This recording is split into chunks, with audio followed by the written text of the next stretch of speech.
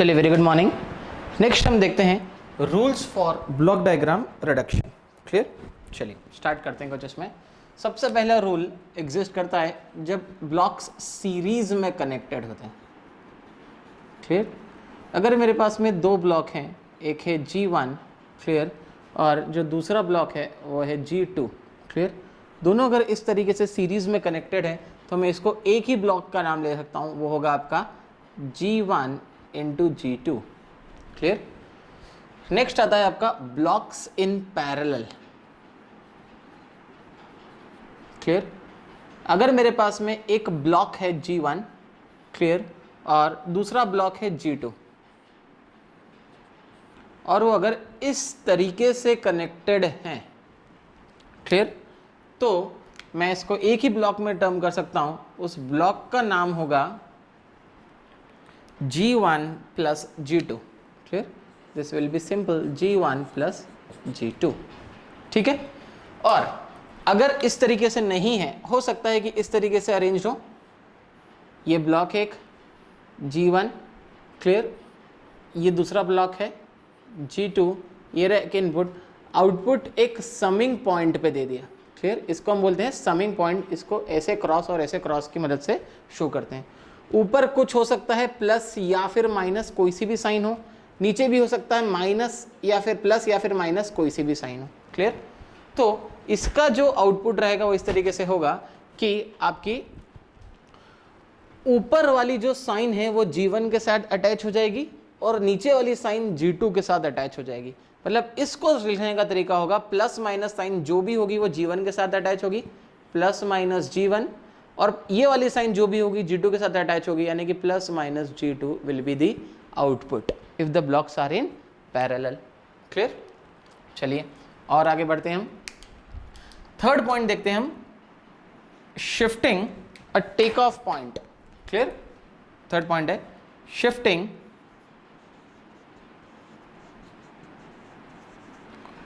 a summing point after the block. Clear? Shifting a summing point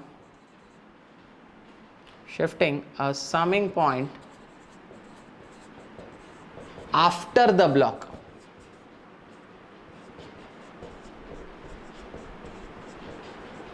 clear? चलिए इसको समझ लेते हैं। सबसे पहले ये क्या बोलना चाह रहा है।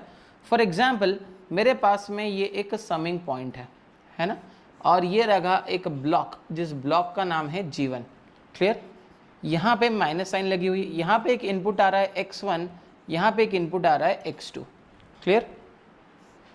और मुझे इसको कैसे चेंज करना है, मुझे इसको समिंग पॉइंट को ब्लॉक के बाद लगाना है ना। रूल है हमारा shifting a summing point after the block, है ना।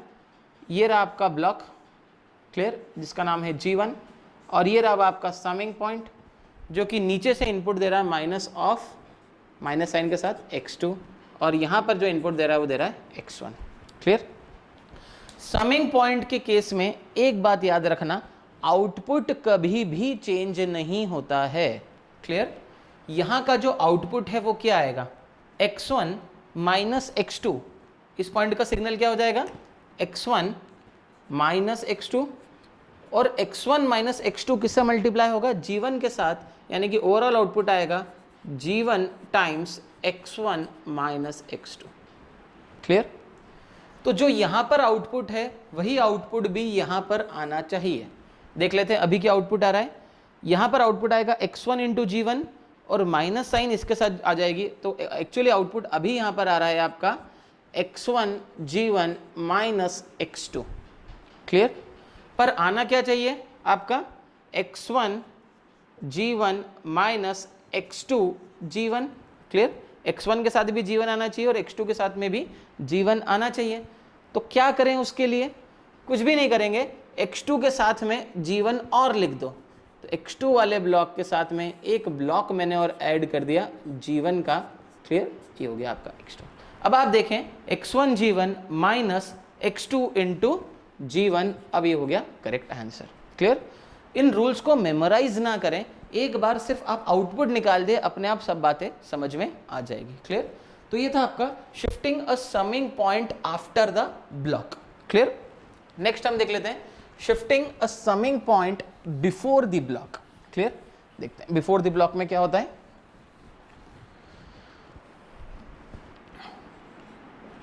Clear, summing point before the block,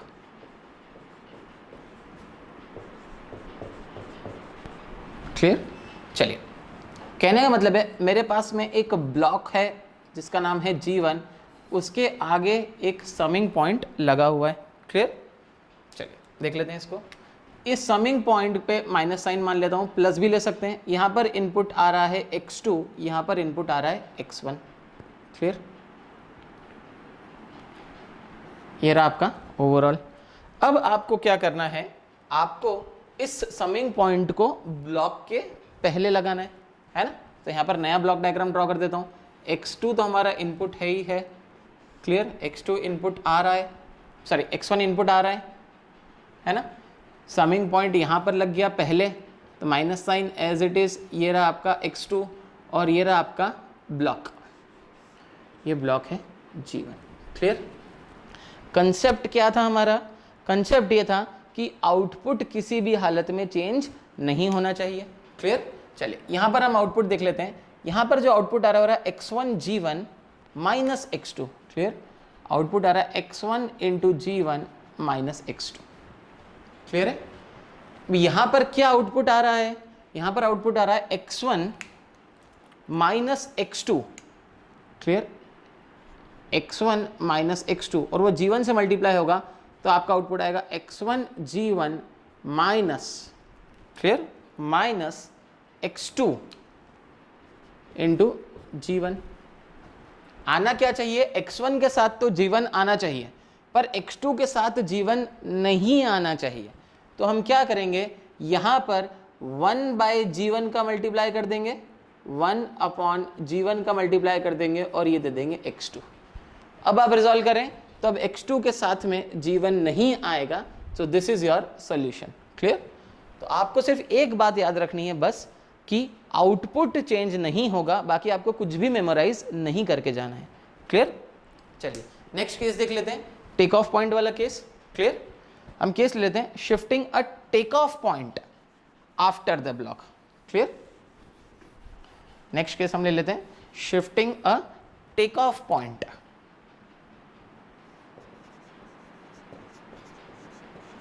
shifting a take off point after the block.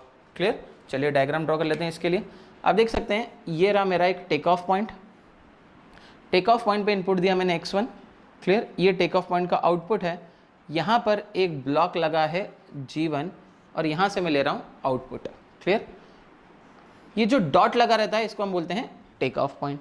Clear, तो हमारा क्वेश्चन है shifting the take off point after the block. Clear, चलिए यहाँ पर दूसरा case भी ड्रॉ कर लेते हैं, है ना। तो अब जो है ये रहा आपका x1, ये रहा आपका ब्लॉक, इस ब्लॉक का नाम है आपका G1 और ये रहा आपका टेक ऑफ पॉइंट। क्लियर, अब मैं यहाँ पर ये बात बोल रहा हूँ, किसी भी हालत में टेक ऑफ पॉइंट का आउटपुट चेंज नहीं होगा। क्लियर, समिंग पॉइंट में हमने ओवरऑल देखा या समिंग पॉइंट के आउटपुट को देखा या ओवरऑल आउटपुट को देखा, ओवरऑल आउटपुट चेंज नहीं होगा। टेक ऑफ पॉइंट के केस में जो टेक ऑफ पॉइंट के आउटपुट पर मिल रहा है वो चेंज नहीं होना चाहिए। जैसे कि यहाँ पर x1 आ रहा है और टेक ऑफ पॉइंट के आउटपुट पर आ गया x1। क्लियर, उसी तरीके से हम यहाँ पे देखें, ये आ रहा है x1 इंटू G1, तो इस पॉइंट पर मुझे क्या मिलेगा, इस पॉइंट पर मुझे मिलेगा x1 इंटू G1, तो ये यहाँ पर आएगा और टेक ऑफ पॉइंट का आउटपुट भी हो जाएगा x1 इंटू G1। पहले क्या था x1, अब क्या है x1 इंटू G1, गड़बड़ है। तो यहाँ पर एक ब्लॉक लगेगा जिस ब्लॉक का नाम होगा 1/G1। क्लियर, उस ब्लॉक का नाम होगा 1/G1, तो अब जो है आउटपुट सिर्फ मिलेगा x1। क्लियर, मैं फिर से रिपीट कर रहा हूँ, टेक ऑफ पॉइंट के केस में टेक ऑफ पॉइंट का आउटपुट चेंज नहीं होना चाहिए। क्लियर, चलिए फिर से अपन अगला क्वेश्चन देख लेते हैं, है ना। अगला क्वेश्चन है shifting the take off point before the block. Clear, shifting the take of